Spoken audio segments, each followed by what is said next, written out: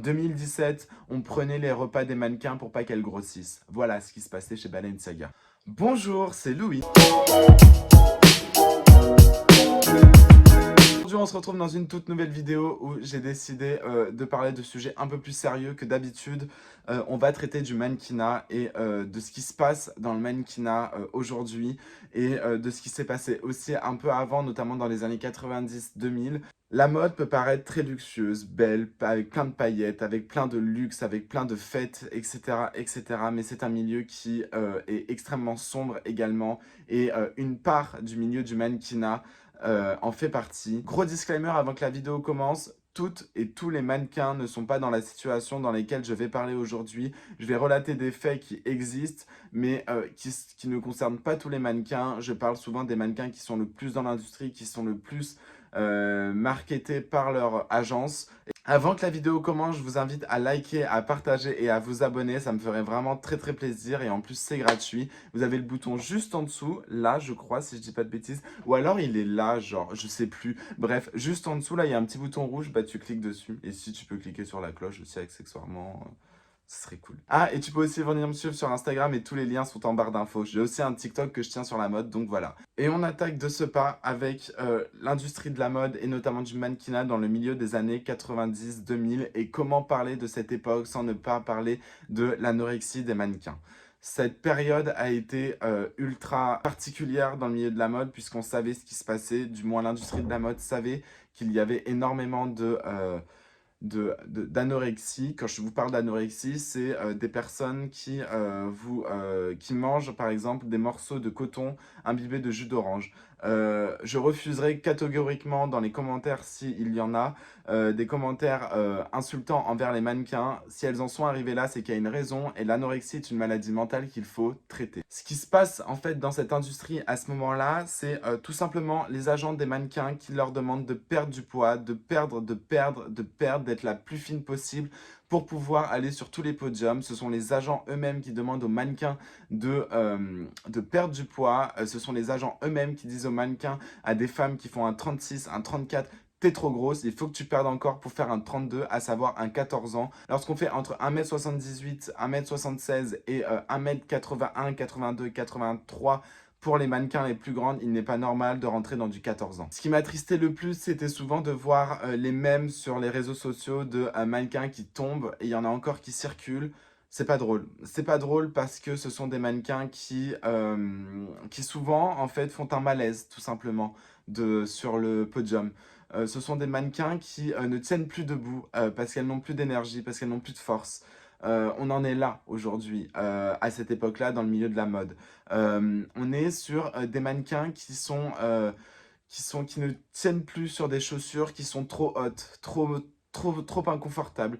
On est vraiment sur le paroxysme et l'apogée de la femme objet et de la femme sublime que nous ont inculqué les grands créateurs de mode et les grandes maisons de couture, qui est un message plus qu'archaïque aujourd'hui. L'anorexie existe toujours aujourd'hui dans l'industrie de la mode. Elle est moindre, mais elle existe toujours. Aujourd'hui, on appellerait plus ça de la grossophobie. Ce que je veux dire par là, c'est que ce sont des mannequins, On ne cherche plus à avoir la plus maigre, on ne cherche à ne pas avoir de femmes grosses sur les défilés. C'est exactement ça ce qui se passe aujourd'hui, en tout cas à Paris. C'est en train d'arriver de plus en plus sur les créateurs, pour des créateurs milanais par exemple, je pense à Versace. Sur la Fashion Week de New York, c'est complètement accepté. De plus en plus, il y a de Fashion Week qui proposent des défilés avec des mannequins, ce qu'on appelle plus size. Et non, faire un 42 ne fait pas de toi une personne grosse. Tu es une personne Tu es une personne normale dans la société française. Tu fais la taille moyenne d'une Française. Voilà, sache-le. Typiquement, sur les faits, on va se rendre compte de quoi? On va se rendre compte que chez Saint Laurent, par exemple, lorsqu'on parle de Fashion Week homme, parce que c'est aussi valable pour l'homme, que ce que je parle, c'est un des rares cas où la femme et l'homme subissent le même traitement. L'homme, on en parle un peu moins et c'est un peu moins flagrant, mais c'est le même combat. Pour les hommes aussi bien que pour les femmes, on en arrive aux mêmes choses.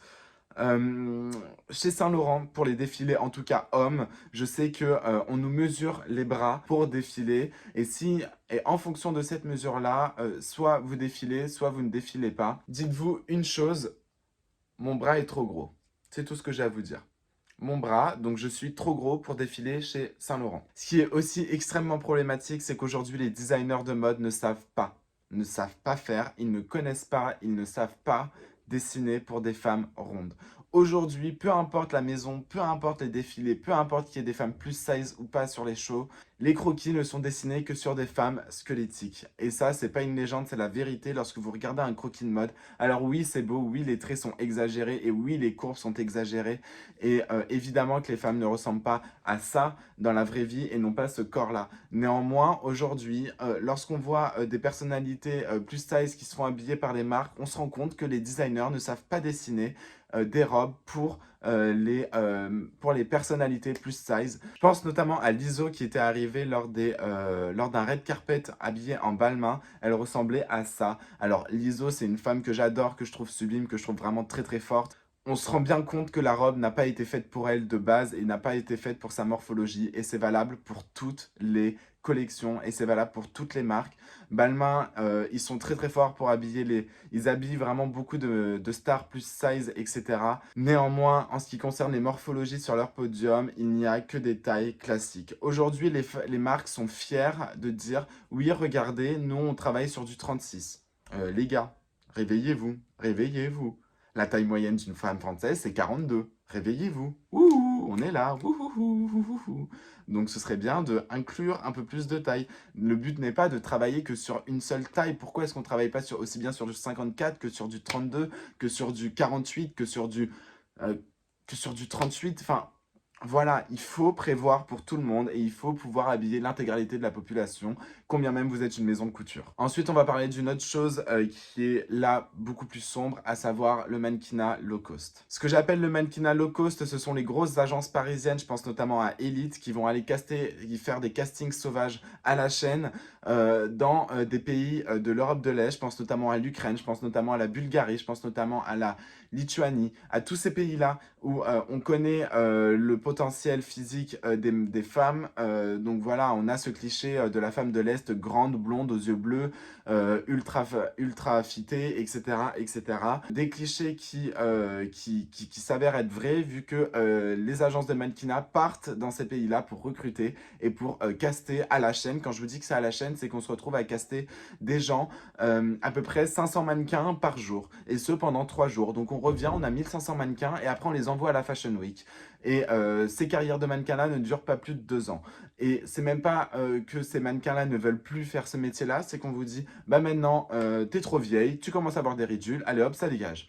C'est comme ça que ça se passe. Donc la femme, la mannequin, aussi bien homme que femme, devient un produit et devient, voilà, à une date de péremption parce que les agences ont décidé que à partir de tel âge, eh ben, on avait des petites ridules, on avait la peau qui devenait plus flasque, on avait ça qui arrivait et que du coup, vous n'étiez plus digne de défiler sur les podiums, aussi bien parisiens que milanais, que londoniens ou que new-yorkais.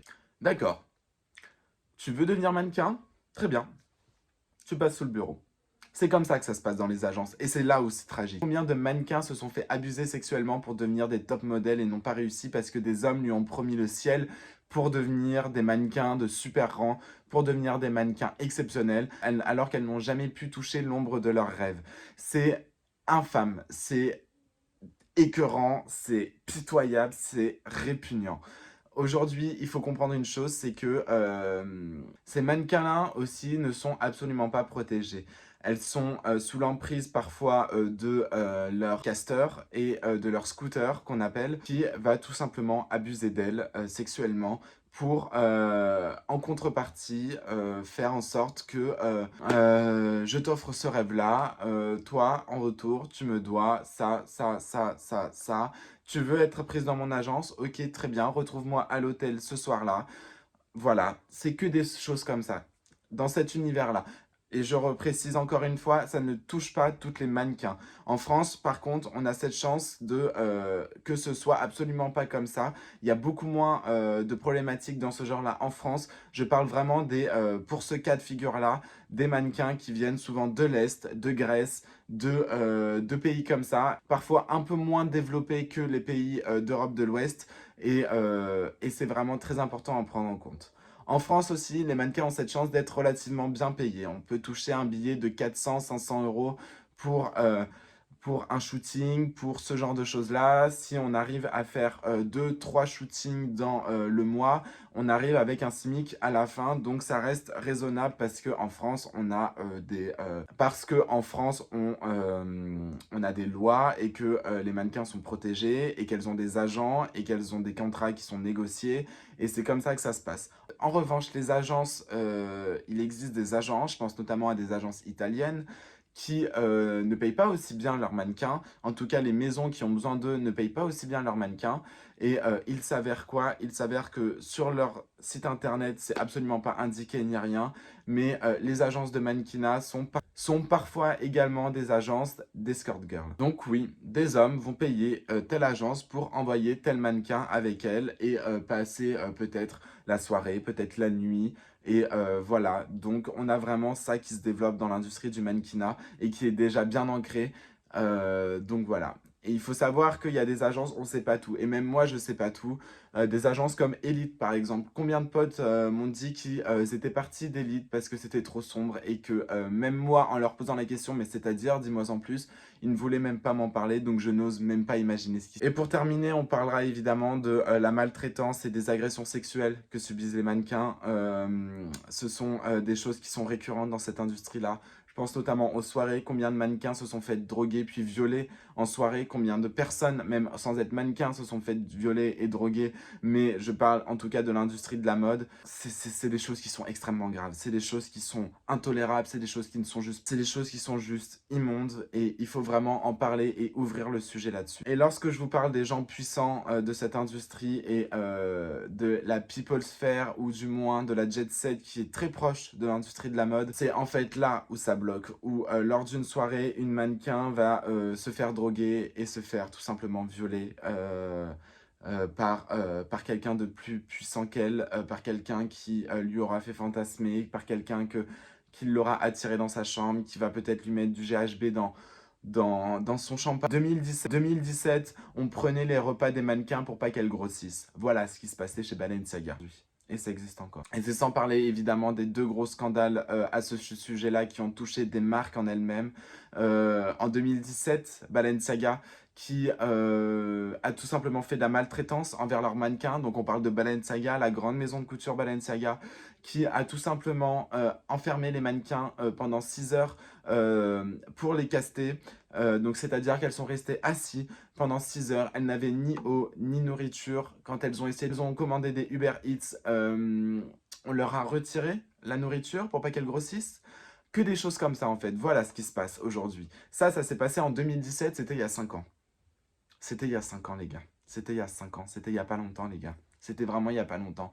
En 2017, on prenait les repas des mannequins pour pas qu'elles grossissent. Voilà ce qui se passait chez Balenciaga. Et il n'y a pas plus de 1 an, même pas, qu'est-ce que je dis, 6 mois, l'énorme scandale qui a touché le créateur de mode, Alexander Wang. Enfin, un mannequin qui a ouvert sa bouche sur TikTok et qui a dénoncé le comportement de ce créateur de mode.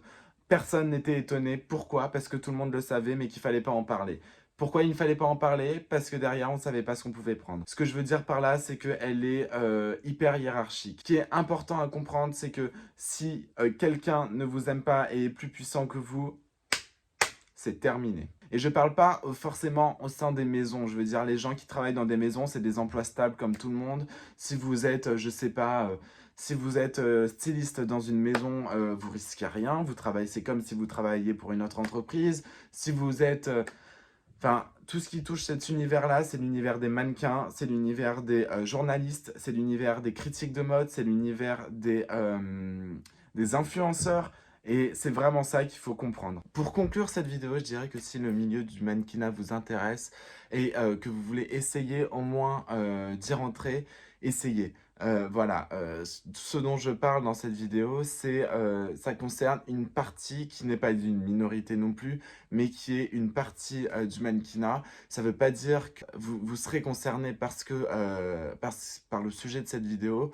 Néanmoins, n'oubliez pas que ce milieu est un milieu très particulier, assez sauvage, et que il est important de le savoir, tout simplement. Donc voilà. Et voilà, j'espère que cette vidéo vous aura plu. Je vous retrouve très très vite pour une nouvelle vidéo. Ciao!